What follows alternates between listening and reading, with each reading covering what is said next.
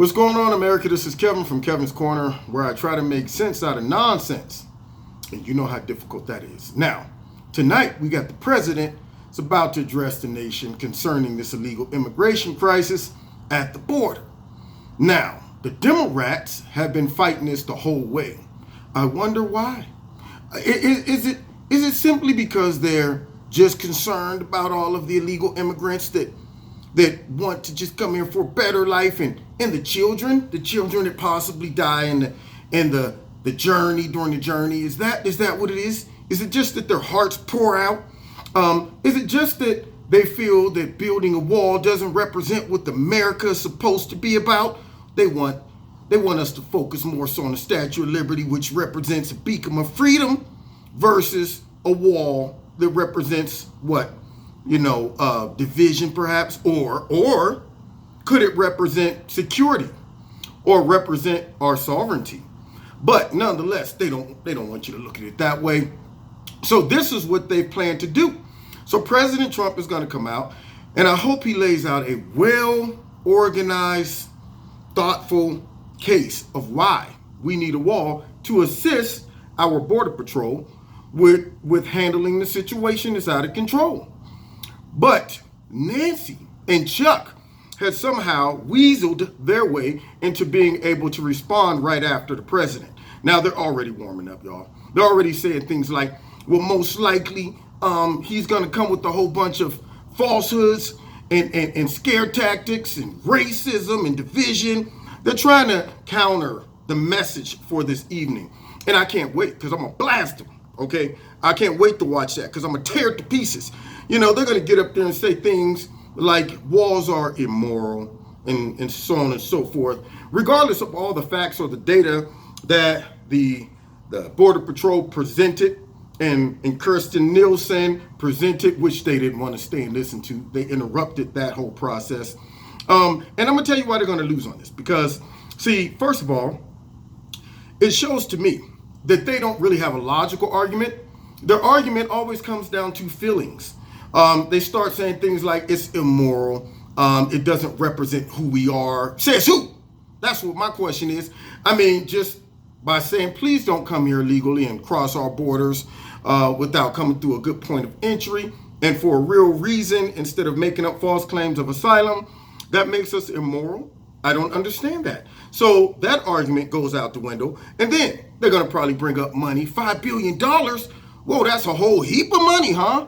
Yeah, maybe for me as an individual who wants to live a good life in America, give me $5 billion. I'm straight, I'm set. But when you're willing to give away way more than that to the same countries that you claim that we don't need to build a wall for, because you're saying by giving these types of monies to these countries, it helps stabilize the country and the economy, makes the people want to stay there. But yet the people are still coming here. Then you can't tell me that $5 billion is a lot of money when you are superseding that by way more than that. And you're giving it to these countries. Hey, how about we just stop giving that money to them and just build a wall? That's all I'm saying. They're going to bring up stupid stuff like walls don't work because people could climb over them, and we don't have the resources to monitor all the parts of the wall. Well, let me just say this. Walls are an obstacle to be contended with. Nobody wants to have to deal with an obstacle. And I'm sure the engineers are going to put some thought into how they can design these walls to make them rather difficult to climb over or go under. If they don't work, then what's the solution? I heard somebody the other day, a dumb Democrat, say things like, well, what about drones? Because we don't have enough people to man the walls, and so they can still climb over the walls, and drones will solve it. So Dan Bongino asked the guy, what can drones do that the walls can't? And the guy was stuck. And he was like, well, it can identify people climbing over the walls. Then he said, so then what happens? Now you got to call and say, in section 12, 75 miles down wherever, there's 3 people climbing over the wall, which now you're still short of resources, because how are you going to get these people to that area? So the drones, that's not the big issue. They're going to try to say things like, well, the walls don't work. Well, let's give it a shot. I mean, it's worth a try. And I'm sure it will limit the amount of traffic climbing over the wall. Because a lot of those people are going to say, well, man, if I got to jump through all of that, it ain't even worth it. So y'all go ahead. So it's going to limit that and make the jobs a lot easier for those that are responsible for protecting our border. They're going to say stupid things like, it's immoral, which I don't understand that one. Nobody understands that one. That is doing nothing but pulling on the heartstrings of Americans that are vulnerable to that kind of crap and suggesting somehow that maybe our motive for wanting to keep America safe and sovereign and crack down on illegal immigration could be possibly motivated by what? Racism? Is that what she's trying to say? Is she trying to say that anytime we see a wall in America, that should represent immorality? What about the people who have them around their houses? What about the walls around prisons? Is it immoral to keep those men in and keep others from going in whenever they like? What about the one around the White House? All of those walls. I just don't understand it. Are all walls now immoral? Or are you just suggesting that that one is because you want everybody to think it's motivated by racism?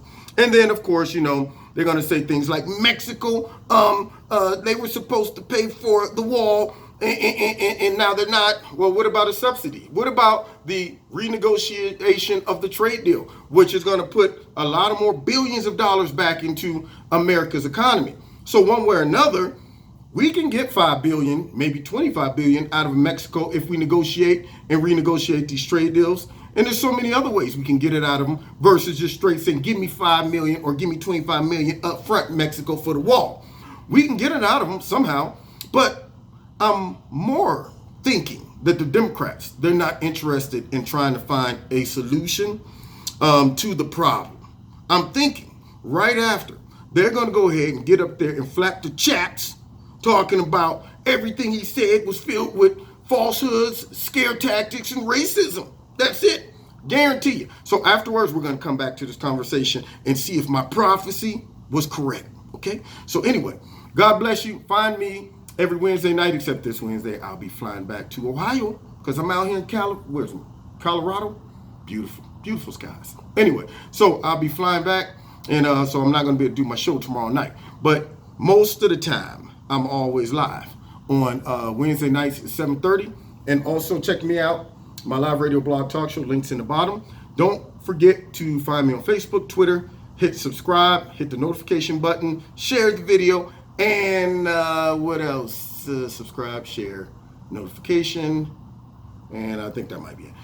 And check out Extreme Tees. There's a link in the bottom. They sell some amazing clothes. You gotta check them out. They're my sponsor. And put my name in if there's a promo code. And if you want to donate to Kevin's Corner, feel free. There's a link in the bottom. Do that as well. God bless. See you next time in Kevin's Corner, or after we listen to this nonsense tonight, after listening to a practical, well thought out plan to solve the issue from the president. God bless.